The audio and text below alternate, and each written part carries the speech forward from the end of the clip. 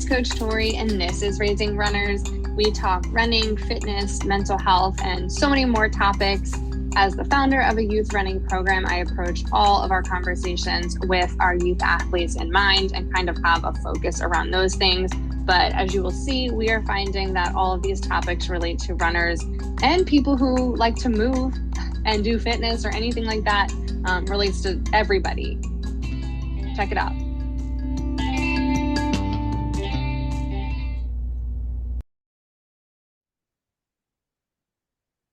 Hey, it's Coach Tori and Jeff. Oh, and Jeff. And this is Raising Runners.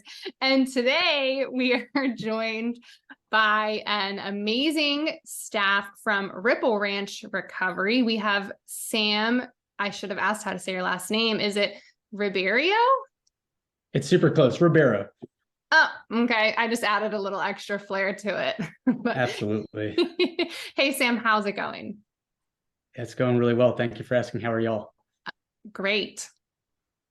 So if you could tell us actually a little bit about Ripple Ranch Recovery, and then I'm sure we'll get into how you found your way there. But I know sometimes we usually wait till the end to go like, tell us about where you're from and all that stuff. But I feel like it is pretty relevant to our conversation today. So if you could talk about what Ripple Ranch is first. Sure, absolutely. Thank you. So Ripple Ranch is a residential treatment center. We're located in Spring Branch, Texas, which is about 20-30 minutes north of San Antonio. At the ranch specifically, we offer detox for clients who are just coming off of or attempting to come off alcohol use or other substances. And then we also offer a residential program that lasts about 30 to 45 days.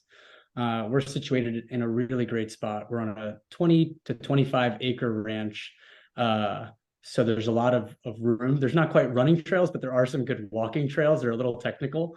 But yeah, there we have a program that caters to both individuals struggling with substance use as well as other mental health diagnoses. So we're not specifically for substance use. Really, I think our specialty is working with people who have co-occurring disorders, right? Like substance use history as well as mental health. But we do offer tracks for substance use as well as mental health primary. So we do have clients that come in struggling with depression or anxiety, but don't have that history of substance use that also come to our program.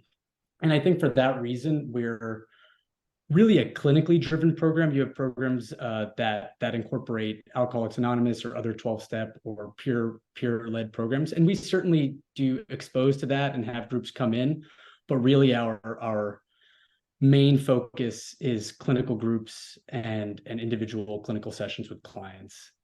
So all of our therapists are master's level. They're all trained in EMDR, which is utilized to treat trauma. It's one of the leading trauma modalities right now. So that's kind of our main focus. It's a really beautiful campus. We're relatively small. We can only have 32 clients at a time. And then outside of that, we have what's called Continuum Outpatient Center, and that's our step down facility, and that's in San Antonio proper. And that's where we offer partial hospitalization. So clients go Monday through Thursday for the day, but then return home or wherever they live. And then we have an intensive outpatient program, which runs 3 days a week, and that's for adults or adolescents. And similarly, treating both substance use and mental health disorders. For people who don't know, can you just give like a very general explanation of oh my gosh, now I'm going to get the acronym wrong, EMDR?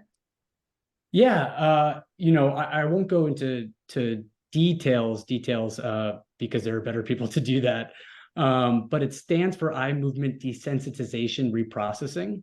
And it's been around for a little while now, but it's one of the more modern modalities for treating trauma and PTSD specifically. There's a book called The Body Keeps the Score where they talk about it quite a bit. And it's pretty intensive. It's something that we really feel strongly about as something that enables clinicians and clients to work intensely together for that relatively short time they're in our care. toward resolving some of those traumatic experiences and reframing what that's like, how that role that plays in our lives. So a big thing for us too is when they finish after, it's only 4 weeks or to 6 weeks. So if that's something that they feel is helping them, or we see this is helping them, then we really work to either have them continue to our aftercare program at Continuum, or make sure they're set up with an EMDR therapist once they leave. Awesome. Can you now actually first, can you explain briefly again, like your role? Because I know you mentioned something about discharge, and I feel like that's probably super important, especially as you mentioned, it's a shorter term program that you guys have. So the discharge planning is probably huge for a lot of these people. So can you talk a little bit about your role there? Sure. So my title is Alumni and Professional Relations. So it's kind of a dual role. One focus is I facilitate our alumni program. So basically, clients, whether they left Triple 10 years ago or one day ago, can come and meet. On Tuesdays, we have a meeting, and usually it's really just about getting together, building fellowship and camaraderie, and having fun in recovery. So providing that support to our alumni is a big part of my role. And then another part is professional relations, right? So that's networking and getting to know what services are out there, and letting those services know that we also are out there, so that we can ensure that clients that we have discharging, for example, we have reputable places to send them to. For example, like if a client's discharging and is going to need to maintain a medication regimen, right? They're going to need to see a psychiatrist. So within the first 72 hours at Ripple Ranch, they're going to meet with their discharge planner. They're going to do a needs assessment and determine what's needed for aftercare. And that'll change and continue throughout their time as the doctor, the psychiatrist, the therapist all work together to determine with the client, most importantly, what is needed. Then we'll try and refer. So some people need to go to, or would like to go to, sober living. So having a good network of sober livings that are available in whatever area they're discharging, because we have clients at Ripple Ranch that come from, I think probably at this point, we're close to all 50 states represented. So making sure we have resources in their area that we could confidently say, you're successfully completing our program. The work is really just beginning.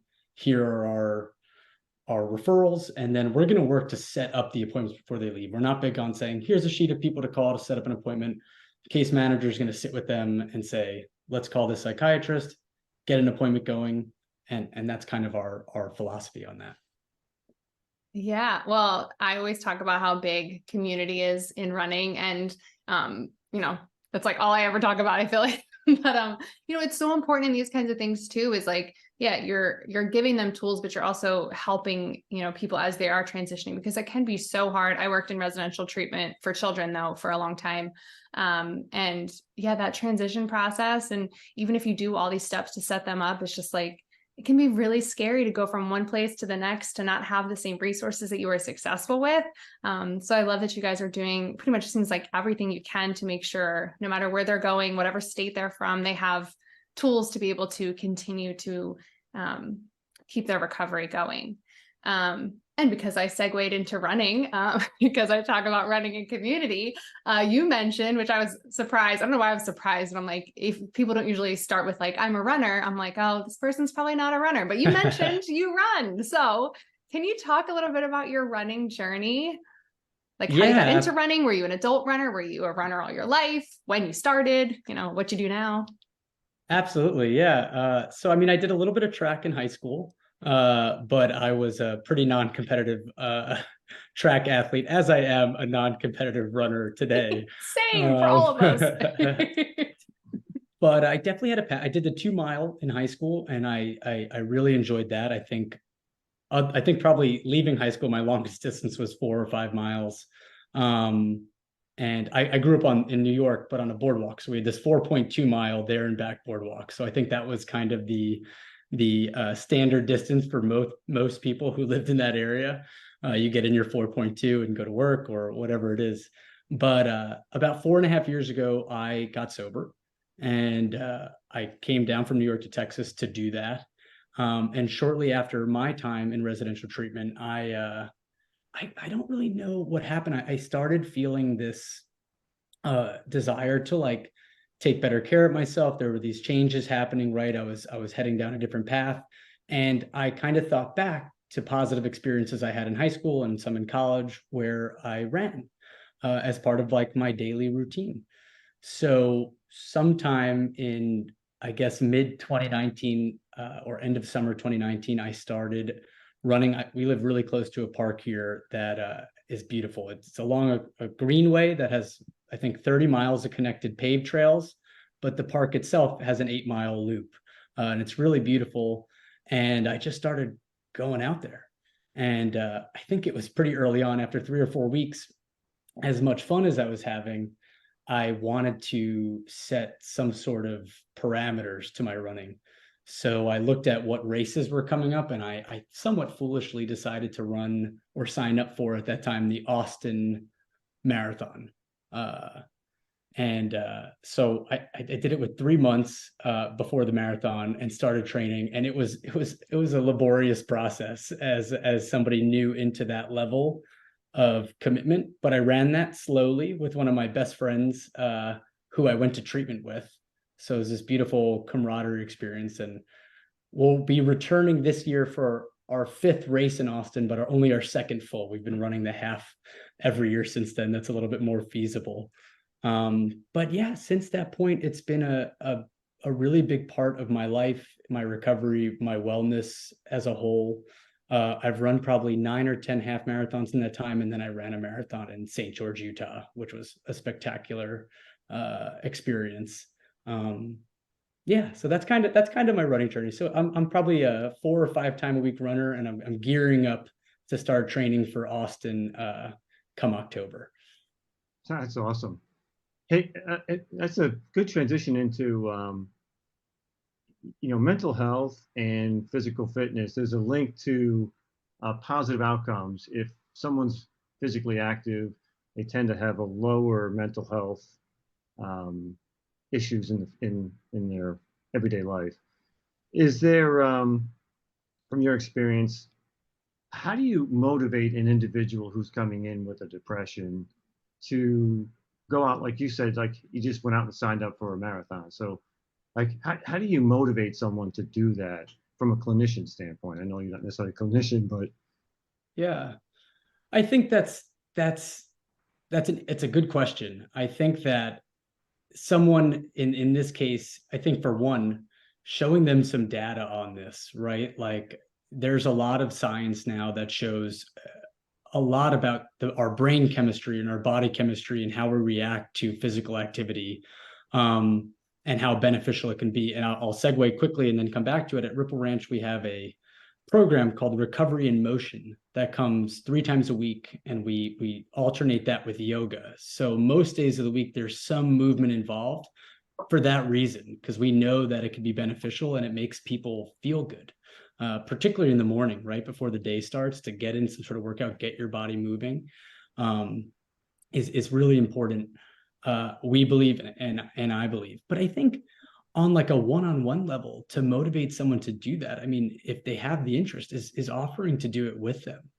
I think that inviting someone to go for a run or a walk and then trick them into running a little bit on that walk, can be really beneficial, and let them feel the positive effects themselves. And if that takes, then supporting them through that journey. yeah, that's great because I think the study showed that it didn't have to be going out and running a marathon. Like it really could just be actively walking vigorously.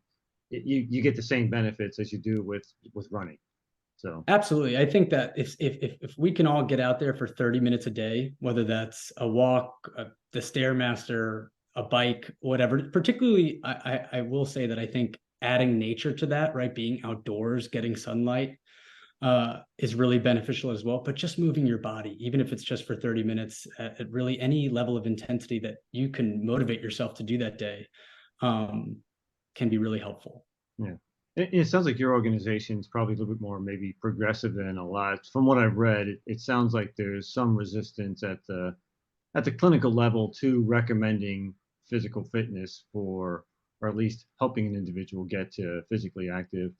Have you seen an uptick in that recommendation coming out of the therapeutic side to the patient to say you need to incorporate physical fitness into your everyday therapy?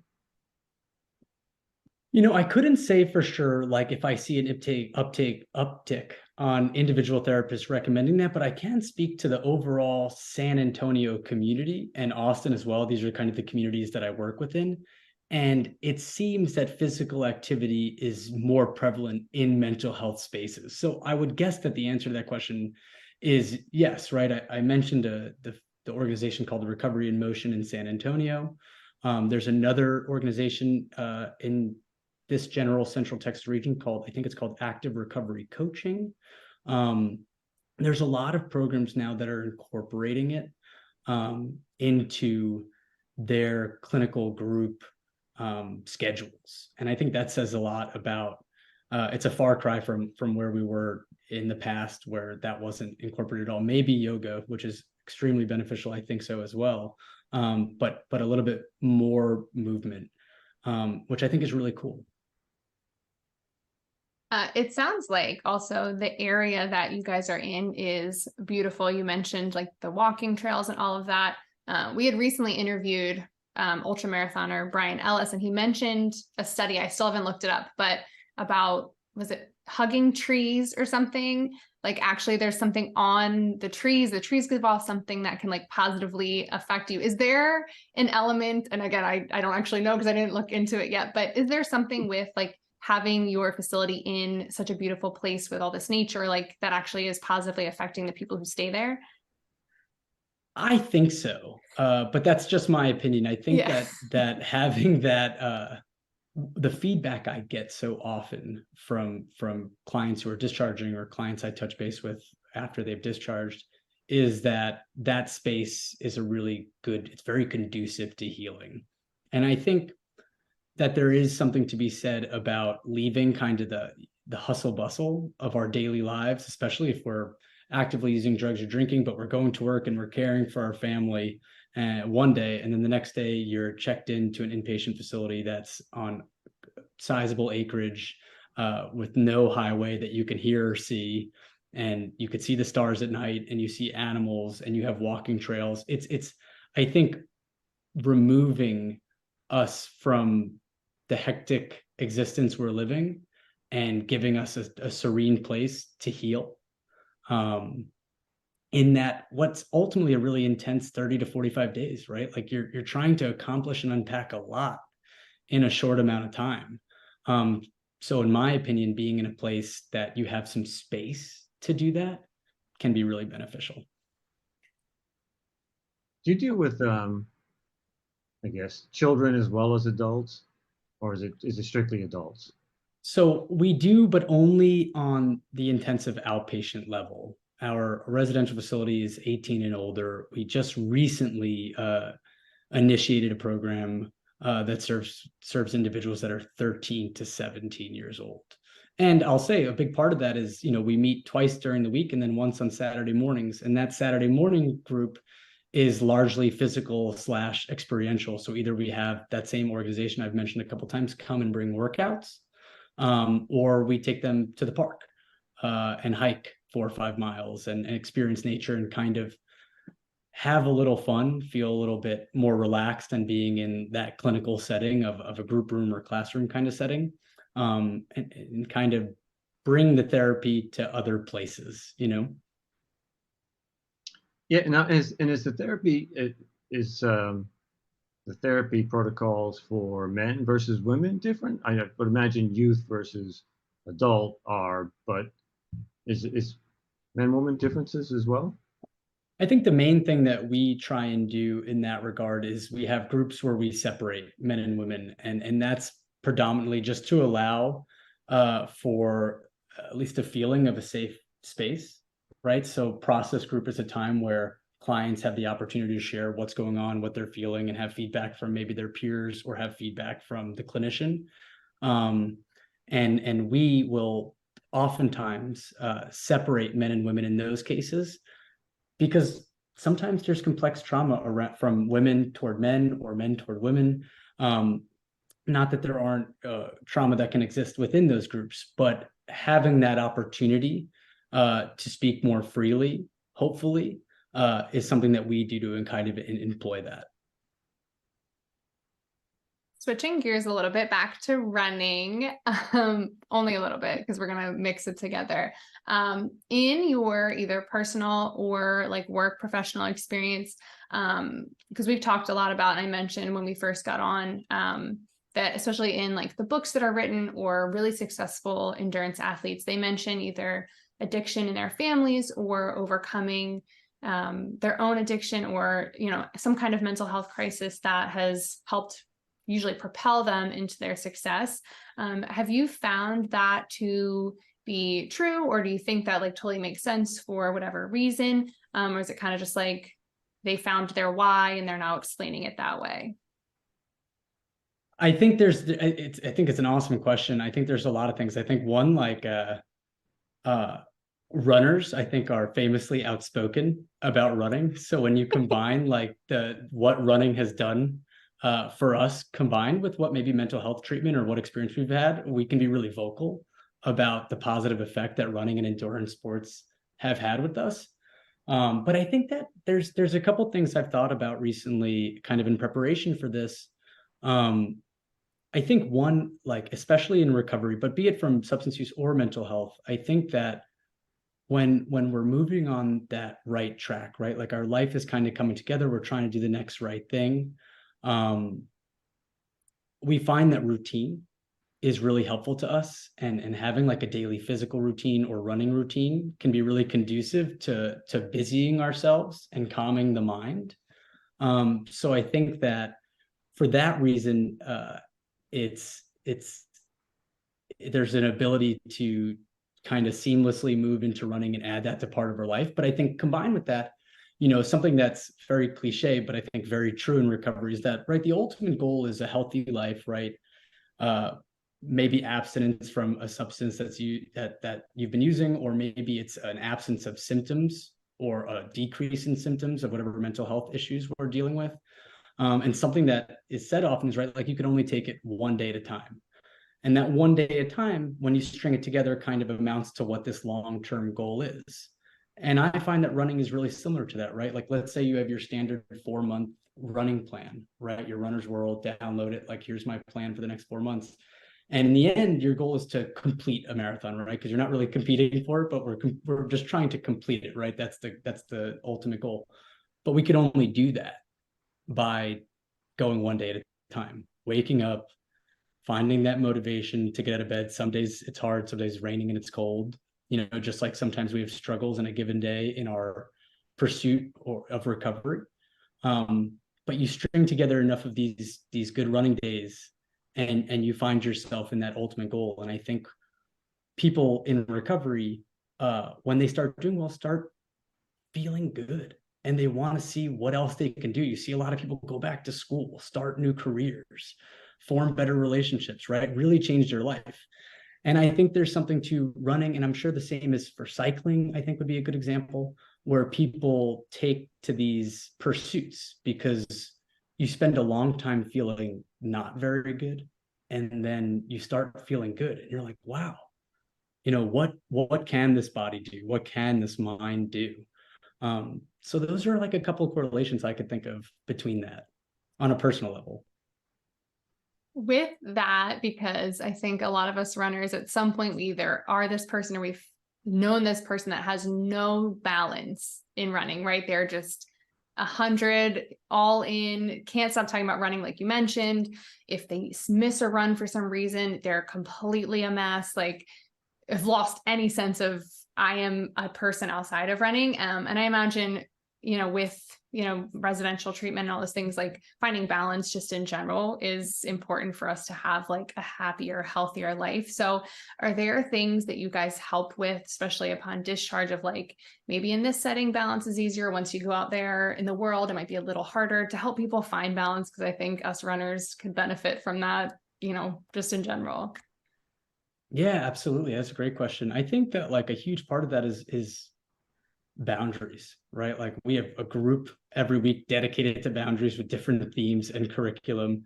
And I think ultimately a huge part of that is maintaining strong boundaries, right? A lot of times I think of treatment, you're there for 30 some odd days, right? And you're in a relatively safe space, right? You're not dealing with the stressors that you deal with when you go back home. Maybe you have children, a spouse that you've been struggling to communicate with, and you've been removed from that, and you've healed, or in the process of healing, but then you have to go back. You have the same boss, the same job, oftentimes the same stressors in your life.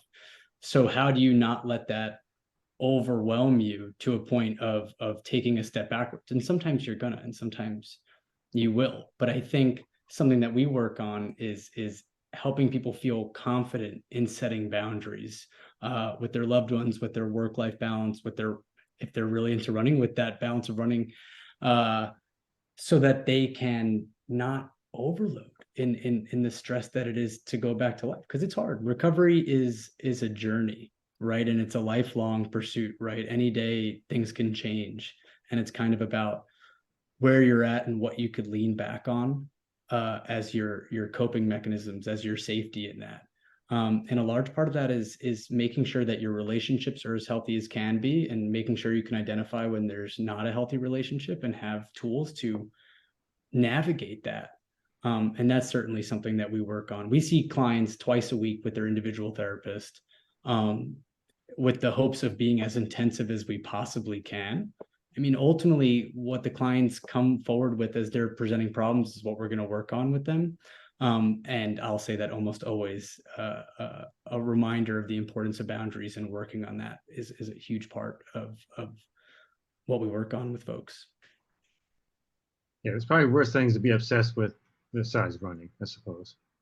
For sure. I mean, I'll say from my personal experience, my girlfriend will joke with me, because when I'm in like full on training mode, I totally relate with what you said, Tori, right? Like, you miss a day and you're like invalidated. The rest of your day is ruined. And you have to really work to overcome that. And I think early in my recovery / early in my hobby running career, it's something I really struggled with, right? Because it becomes part of your identity.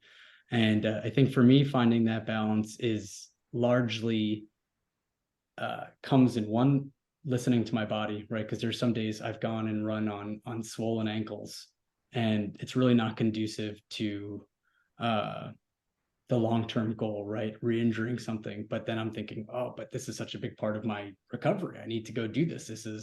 I've set this routine and I've made these commitments, and to be successful, I need to go on with this. But I think ultimately, I feel my best now, of doing this for a few years, reminding myself that I'm just doing the best that I can. And if for some reason work, family, health, whatever it is, gets in my way of my daily run, then it's not meant to be. And I'll get on track tomorrow, right? We're not gonna lose our step training for a marathon, missing one day. So I think that's important to remember. Yeah, hopefully everyone can have the same success you've had. So, as far as recovering and getting back to everyday life. So I appreciate that. Yeah. I appreciate that. I think I have one last question, not super running related, because I feel like I've gone on all the tangents away from everything I said we were going to talk about. I've kind of just gone everywhere else, which is typical me, right? So for people who are, and I'm sure, everyone's journey is individualized, and knowing you need help, I think, can be really hard. I know, again, I worked in residential treatment for mental and behavioral health, but people had trouble finding us, right? Like, they didn't know how to get services. They didn't know how to get started. And again, that's usually a parent deciding for children. Deciding for yourself, I think, sometimes can be harder. But is there somewhere like where you should start so you can hopefully get help before you're at like a rock bottom and you're like, I don't know what to do at all? I'm sure there's like a good place to start. Yeah, for sure. I mean, I think when someone could identify that they need help, right? Like, and they don't know what that first step is looking, and you Google it, and a bunch of different search results come up, and you're calling these different places. One thing I recommend is calling the number on your insurance card and finding out what's in your area that supports your needs, and they're going to give you a list of the facilities that that you're in network with. Now, if you don't have insurance or it's after hours, maybe that's harder to do. But I think that's one really good starting point. I think if it's substance use related, I think you can Google, for example, like what Alcoholics Anonymous meetings are near me, and that's not the only modality for recovery. It's one of the more prominent ones, right? But it's a good place to just meet people who have experienced what you're experiencing, and then can give you that advice, right? Where maybe they went to treatment or a therapist they see that specializes in that. And I think that for mental health, like depending on the severity, there are a bunch of steps, right? Like if you just think that you can benefit from seeing a therapist, then I think Googling therapists near you or going on Psychology Today could be really beneficial. But if you're feeling maybe you have suicidal ideation or you're feeling suicidal, right? Then that's an emergency services issue, right? Or going to a hospital. I think if we're feeling like that acuity is really there, is getting somewhere safe, and then a hospital will always make sure that you have, or a hotline, right? Will provide you with resources for places to go. And as a shameless plug, I'll say you can always call Ripple Ranch or go to our website, because a huge part of my job, I'd say as much as any part, is just we get so many calls each day for people that we can't necessarily serve, right? They're too far, we don't take their insurance, and they want to go somewhere that takes insurance, or we don't have space in that given moment, right? And we make sure to, myself and my supervisor, we call them back and we help them find somewhere that can take them, right? That's a huge part of what we do, is not saying like, sorry, like we don't take such and such insurance, bye, right? We're like, okay, but like, what's the insurance? What's your number? Let me dip into the resources that I've worked hard to build and find you that place. And we're not alone in that, right? A lot of centers, if you find somewhere near to you, or you've heard something about somewhere, just call them and let them help you find let them help you find the help you need, Yeah, no, that is awesome. And there were some great tips in there that I didn't even think of, like easy enough as just calling the numbers on your insurance company, your insurance card. So that is great. I don't think I have anything else. Dad, do you have anything else you wanted to I do add? not, Sam. This was great. I really appreciate it. I appreciate your honesty and candor around just your own recovery journey. So I appreciate that. And I really am very pleased to have been invited and now to have done this. You've gained a listener for sure, as I've spent my morning and yesterday listening to a bunch of pods. It's really fun. It makes me feel part of a community, even though it's from a distance. It reminds me how strong that runners community is and how many people find passion in it, but also are helped by it. So absolutely a pleasure to be here. Thank you so much for having me on. yeah, I hope you're going to watch Brittany Runs a Marathon, based on, since you said you watched the movie reviews. So I've seen it, and I'll be honest, I'm with you, Jeff. I liked it. I think that the Rotten Tomato scores is evident of it being a quality flick. Like you said, it's not a hard movie to get through. It's a pretty light, easy movie, but it's got a good message. So Team Jeff on that one. I guess I'm alone in thinking it's annoying. Just my house doesn't like it. Well, Sam, anything else? I know you mentioned Ripple Ranch Recovery. You can reach out to them. How can we find you, and any last things? Yeah. So to find us, it's really easy. It's rippleranch.com, and that'll take you to all of our services. And there's a chat box right there you can talk to. There's a phone number that comes right up on the screen. So of course, anyone who's ever needing assistance in any way, mental health, substance use, please don't hesitate to reach out. And I don't think I have any last thoughts other than truly this has been a pleasure. I hope to connect again. And good luck on both of your upcoming races, as I'm sure you have some planned. And yeah, thank you so much. Awesome. Thank you so much. Cheers, y'all.